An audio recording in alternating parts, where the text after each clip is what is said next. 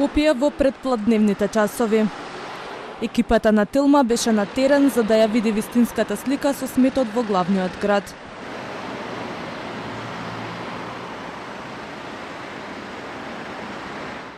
Во речиси сите скопски општини состојбата беше слична. Можеше да се забележат претежно испразнати контејнери, но имаше и такви кои покрај комунален отпад беа преполни со кабосто ѓубре. Ги прашавме граѓаните како ја оценуваат сликата со отпадот во главниот град и еве ги нивните одговори. Катастрофа.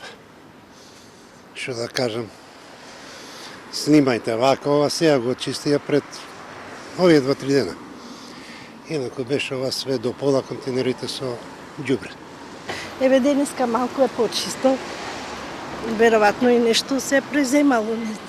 За време на викендот јавното претпријатие Комунална хигиена, освен што го собирале отпадот, ги миеле и дезинфицирале контейнерите. Миењето на контейнерите се спроведува веднаш по нивното празнење, со употреба на специјални комунални возила со ВАП надградба за миење под притисок. Воедно сите контейнери и микролокации се дезинфицираат со употреба на специјално средство за дезинфекција. Лекарите пак бараат итна дератизација за да се намали опасноста од здравствената криза предизвикана од проблемот со ѓубрето во Скопје.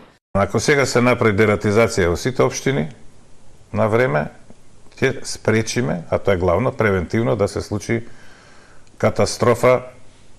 Ги спомнав глодарите кои најмногу влијаат на емоциите кај луѓето, бидејќи кој имате глодар не мора да пренесе болест, доволно е да ви влезе дома и целата фамилија веќе е болна. Правниците прстот го вперуваат кон раководните структури на комуналното претпријатие и ги советуваат граѓаните дека можат да ги тужат надлежните и да бараат надомесна штета. Оние што треба да утврдат кој и колку е одговорен се според мене комуналните инспектори во градот Скопје. Доколку тие не постапуваат, тогаш надлежен е државниот комунален инспекторат. И сега доколку постои кривично дело или основано или сомневање дека би можело да стане збор за кривично дело, тука е надлежно јавното обвинителство. Додека надлежните се обидуваат да го решат проблемот, кандидатите за градоначалници и актуелни градоначалници во неколку скопски општини пред вториот круг на локалните избори се растрчаа да го расчистат сметот во кој на главниот град со месеци наназад, а граѓаните мака мачат.